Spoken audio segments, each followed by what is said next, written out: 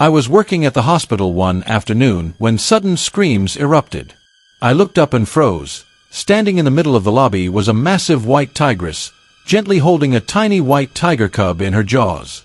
My clipboard clattered to the floor. People were running in every direction, crashing into chairs and diving behind the reception desk. The security guard was shouting into his radio, his voice shaking so badly I could barely understand him. A woman near the entrance fainted straight to the ground. But I couldn't move. I just stood there, staring at this enormous wild animal in the middle of our hospital lobby. Her white and black striped fur seemed to glow under the fluorescent lights. She was bigger than any tiger I had ever seen, even in pictures. Her paws were the size of dinner plates. The strangest part, she wasn't attacking anyone. She wasn't roaring or snarling. She was just standing there, completely still, with that tiny cub hanging gently from her mouth. Her amber eyes swept across the room, and I could see something in them that made my heart skip. She looked desperate. She looked like she was searching for something. Or someone. My hands were trembling. My brain was screaming at me to run, to hide, to do anything except stand there like a statue. But something kept me frozen in place. Maybe it was the 6 months I had spent working at a wildlife clinic in Africa after medical school.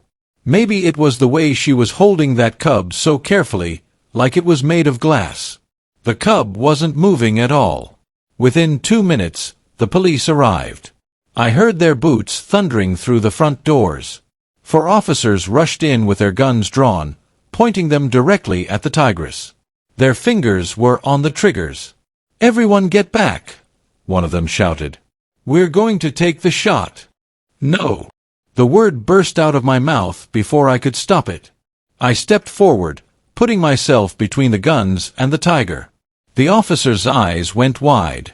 "Doctor, what are you doing? Get out of the way. You can't shoot her," I said. My voice was shaking, but I forced myself to keep talking. "Look at her. Really look at her." The tigress hadn't moved an inch since the police arrived. She could have run. She could have attacked. She could have done anything. But she just stood there, that lifeless cub still hanging from her jaws. "She came here for help," I said. "That's insane," the officer said. "It's a wild animal. It doesn't think like that." "I worked with big cats in Africa," I told him. "I've seen what they're capable of. Trust me. She's asking for help." The lead officer stared at me like I had lost my mind. Maybe I had. But I couldn't let them shoot her. Not when I could see so clearly what she was trying to do. "Give me 2 minutes," I begged. "Just 2 minutes. If I'm wrong, you can do what you need to do." The officer looked at his partner. They had a silent conversation with their eyes. Finally, he lowered his gun just a little bit. 2 minutes. But if that thing moves toward you, we're shooting. No hesitation. I nodded. My heart was beating so hard I thought it might explode out of my chest. I took a slow step toward the tigress. Then another. Everyone in the lobby was dead silent. I could hear my own breathing, loud and fast. The tigress watched me approach. Her ears were forward, not flat against her head like they would be if she was angry. That was a good sign. I hoped. "It's okay," I whispered, even though I knew she couldn't understand my words. "I'm here to help." I took another step. I was close enough now to see the details of her face. Close enough to see the dried tears under her eyes. Close enough to smell her wild scent. My hands were shaking so badly I had to clench them into fists. The tigress looked directly into my eyes. For a moment, time seemed to stop. We just stared at each other, this massive predator and me, a regular doctor who was probably about to make the biggest mistake of his life. Then, slowly, carefully, she lowered her head. She opened her jaws. And she placed the tiny cub on the floor right in front of me. The cub rolled onto its side. It didn't move. It didn't make a sound. The tigress stepped backward, never taking her eyes off me. She backed up all the way to the wall and sat down. Waiting. I dropped to my knees beside the cub. The moment I touched it, I knew we had a serious emergency. Its fur was burning hot with fever. Its breathing was so shallow I could barely see its chest moving. Its eyes were crusted shut with infection. This baby was dying. "I need a gurney," I shouted. "Get me fluids, antibiotics, and a pediatric kit. Now." My team exploded into action. Within seconds, nurses were running toward me with equipment. We carefully lifted the tiny cub onto a gurney. It was so small, probably only a few weeks old. It couldn't have weighed more than 10 pounds. As we rushed toward the emergency room, I glanced back at the tigress. She was still sitting by the wall, watching us take her baby away. And in that moment, I understood exactly what had happened here. This mother had somehow known that her cub was dying. She had overcome every natural instinct, every fear, and somehow found her way to this hospital. She had walked through a city full of humans, through traffic and noise and danger, carrying her sick baby in her mouth. She had come here because she had run out of options. Because she loved her cub more than she feared us. The emergency room doors swung shut behind us, and I got to work. But even as I started the 4 and checked the cub's vital signs, one question kept running through my mind. Where had this tigress come from? And what had happened to make her baby so desperately sick? The tiny cub was in bad shape. Really bad shape. Its temperature was 105 degrees, way too high. Its little body was so dehydrated that when I gently pinched its skin, it stayed pinched up like a tent. That meant it had lost so much water it was close to dying. "Start the fluids," I told my head nurse, Maria. She had been working with me for 5 years and never panicked, even in the craziest situations. But right now, her hands were shaking as she set up the 4-line. "I've never worked on a tiger before," she whispered. "It's just like a kitten," I said, trying to sound confident. "Just a really, really big kitten." That made her smile a little bit. We got the needle into the cub's tiny leg and started pumping fluids into its body. Then came the antibiotics for the infection. The cub's back leg had a nasty wound that was red and swollen and leaking pus. Something had bitten it, or maybe it had gotten cut on something dirty and rusty. While we worked, I could hear chaos in the lobby. More police had arrived. I heard someone say animal control was on the way. Through the small window in the door, I could see the tigress still sitting in the exact same spot, like a statue. She hadn't moved at all. She was just waiting. After 30 minutes of treatment, the cub's breathing got a little bit better. Its fever started to come down. It was still unconscious, but at least now it had a fighting chance. "Doctor!" Maria touched my arm. "The police want to talk to you." I walked back out to the lobby, where at least 15 officers were now standing around. The tigress was still by the wall, but now there were 6 guns pointed at her. She didn't seem to care. Her eyes were locked on the emergency room doors, watching for her baby. The police chief, a tall woman with gray hair, walked up to me. "Doctor, we need to remove this animal immediately. We've called the zoo to bring a tranquilizer team." "She's not hurting anyone," I said. "She's just waiting for her cub." "A wild tiger in a hospital is unacceptable," the chief said. "What if she attacks someone?" "She won't," I said. "Look at her.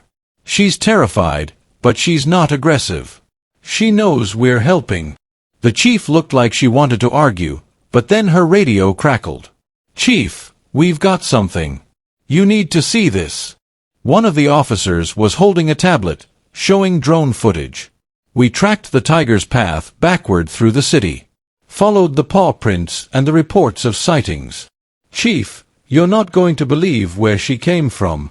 He turned the tablet so we could all see. The drone camera showed an old, abandoned warehouse on the edge of the city. The roof was partially collapsed. The windows were all broken. It looked like no one had been there in years. But then the drone flew lower, and the camera zoomed in on the windows. My stomach dropped. Inside that warehouse were cages. Dozens of metal cages, sitting in the hot sun that streamed through the broken roof. And in those cages were animals. So many animals. "Oh my God," Maria whispered beside me. She had come out to see what was happening. The drone footage showed a huge white lion, pacing in a cage barely bigger than his body. A black panther lying on its side, looking half dead from the heat. A snow leopard with a tiny cub, both of them panting with their tongues hanging out. A baby orangutan clinging to the bars. A red panda curled up in the corner of a rusty cage. Every single cage was filthy. The animals were thin. There was no water in sight. No food. Nothing but metal and rust and suffering. "It's a trafficking operation," the chief said quietly.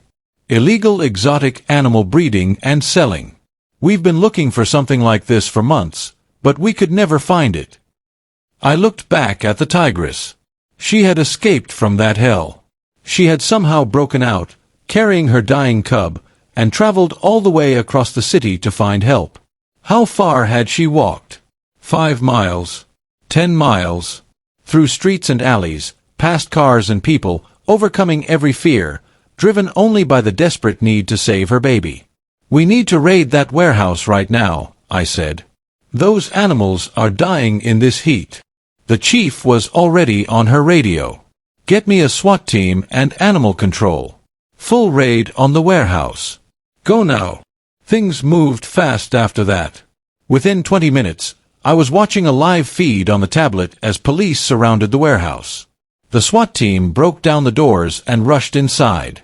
There were 3 men inside. Traffickers. Criminals who had been stealing rare animals and breeding them to sell on the black market.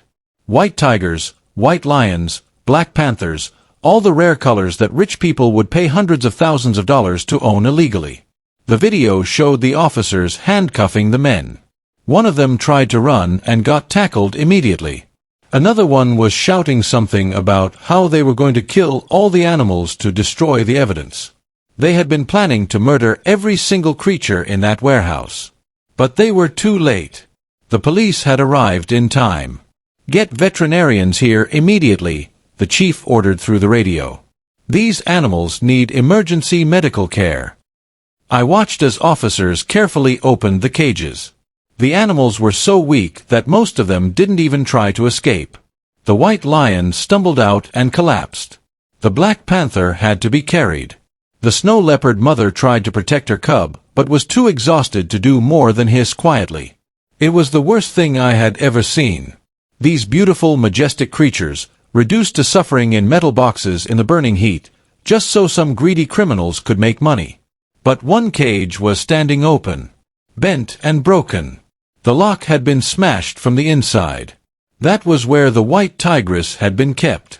She had somehow broken out. I don't know if she used her strength or her desperation or both, but she had destroyed that cage and escaped with her dying cub. "Doctor," Maria called from the emergency room. "The cub is waking up." I ran back inside. The tiny tiger cub was stirring, making small mewing sounds. Its eyes were still crusted shut, but it was moving its paws, searching for something. Searching for its mother. I cleaned the crust from its eyes and gave it a little bit more fluid. The cub's fever was down to 101 now. Still high, but not deadly anymore. It was going to survive. "Can we bring the mother in here?" I asked. "The cub needs her." The chief had followed me into the room. She looked uncertain. "That's a 400-pound wild tiger." "That's a mother who just saved her baby's life," I said. "Please." The chief stared at me for a long moment. Then she nodded. "Okay. But slowly. And if anything goes wrong, we're stopping immediately." We opened the emergency room doors wide. The tigress saw the opening and stood up. She took one careful step forward. Then another. The officers kept their hands on their weapons, but they didn't point them. The tigress walked slowly into the room, her eyes locked on the gurney where her cub lay. When she got close, she lowered her massive head and sniffed her baby. The cub mewed and reached out with one tiny paw. The tigress made a sound I had never heard before. A low, rumbling, gentle sound. A mother's sound. She lay down right next to the gurney, close enough that her cub could feel her warmth. And for the first time since she had walked into this hospital, the tigress closed her eyes and rested. She knew her baby was safe now. They both were. Over the next 3 days, our hospital became something no hospital had ever been before. We had a tiger family living in our emergency room. The veterinarians who came to help were amazed. The tiny cub was getting stronger every single day. Its fever was gone. The infection in its leg was healing. And best of all, it was drinking milk from its mother again. The tigress had been so stressed and starved at the warehouse that her milk had dried up. But now that she had food and water and safety, her body was producing milk again, giving her cub exactly what it needed to survive. I watched them together during my breaks. The cub would curl up against its mother's warm belly, purring like a little motor. The tigress would groom her baby with her huge tongue, being so incredibly gentle that it was hard to believe this was the same animal that could take down a deer in the wild. Every time I saw them together, I felt tears in my eyes. The police chief came to visit on the 3rd day. She had good news. All the animals from the warehouse are stable, she told me. The white lion is going to a big cat sanctuary in Colorado. The black panther is heading to a rescue center in Florida. The snow leopard and her cub are going to a special facility in Montana that works with endangered species. Every single animal is going somewhere safe where they'll get the care they need. What about these two? I asked, looking at the tigress and her cub. There's an amazing sanctuary in North Carolina, the chief said. 300 acres of protected land, just for big cats. They have lakes and forests and caves. The tigers there live as close to wild as possible, but with veterinary care and protection. They want to take both of them. I felt relieved and sad at the same time. I had only known this tiger family for 3 days, but they had changed my life. They had shown me something I would never forget. The 3 traffickers are going to prison for a long time, the chief continued. 15 to 20 years each. And we're using this case to push for stronger laws against exotic animal trafficking. What happened here is going to make a difference. 2 weeks later, I took a day off work to travel to North Carolina. I needed to see them one more time. The sanctuary was beautiful. Rolling green hills, tall trees, and huge natural enclosures where the big cats could roam and play and live like they were meant to live. The director, a kind woman named Sarah, walked me through the facility. They're doing wonderful, she told me as we approached the tiger habitat. The cub has gained 8 pounds. He's playing and pouncing and being a completely normal baby tiger. And the mother is finally relaxed. It took her a few days to trust that this was real, that no one was going to hurt them anymore. But now she's thriving. We stopped at a viewing area overlooking a huge grassy space with a pond and shady trees. And there they were. The white tigress was lying in the shade, watching her cub with calm, peaceful eyes. The cub, who had been nearly dead just 3 months ago, was pouncing on butterflies and chasing his own tail. He was fluffy and healthy and full of energy. When he got tired, he ran back to his mother and flopped against her side. She wrapped one enormous paw around him and held him close. I couldn't stop smiling. My eyes got blurry with happy tears. "You saved them," Sarah said softly. "No," I said, shaking my head. "She saved him. I just helped." That tigress had done something that should have been impossible. She had overcome every fear, every instinct that told her humans were dangerous. She had traveled through an entire city, exposed and vulnerable, carrying her dying baby. She had walked into a building full of strangers and trusted us with the most precious thing in her world. Because that's what love does. Real love doesn't give up. It doesn't quit when things get hard or scary. It fights. It pushes through the impossible. It finds a way. As I watched that tiny cub playing in the sunshine, completely unaware of how close he had come to death, I thought about all the animals still suffering out there. In warehouses and basements and hidden rooms, creatures were being hurt and exploited and treated like objects instead of living beings who feel pain and fear and love. But I also thought about hope. Because this tigress had reminded me that sometimes, even in the darkest situations, courage and love can create miracles. Sometimes asking for help, even when you're terrified, is the bravest thing you can do. And sometimes, people do the right thing. The moral of this story is simple but powerful. First, love is the strongest force in the world. It can make us brave when we're scared. It can help us do impossible things. That mother tiger's love for her cub gave her the courage to face her greatest fear. And that kind of love exists everywhere, in every species, in every parent who would do anything to protect their child. Second, we have a responsibility to protect those who cannot protect themselves. Those animals in that warehouse were suffering because of human greed. But they were saved because of human compassion. Every single one of us has the power to make a difference. We can choose kindness over cruelty. We can speak up when we see suffering. We can refuse to support businesses that harm animals. We can demand better laws and better protection for creatures who share our world. Before I left the sanctuary, the cub looked directly at me. Just for a moment, our eyes met. Then he went back to playing, pouncing on his mother's tail while she pretended to be annoyed but couldn't hide the love in her eyes. I walked away knowing that this story needed to be told. Because if it can inspire even one person to care a little bit more, to pay a little bit more attention, to stand up against cruelty when they see it, then everything that happened meant something even bigger. If this story touched your heart, if it made you think differently about the animals we share this planet with, then please subscribe to our channel.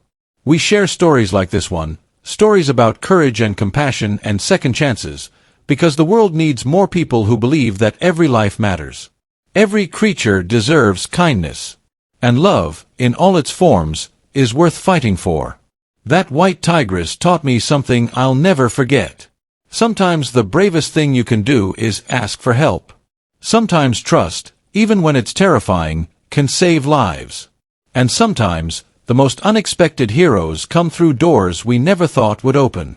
3 months after nearly losing everything, that mother and her cub were finally home. Not the home they were born to in the wild, but a safe home where they would never be hurt again. Where they could be together. Where love had won. And that's the ending every story should have.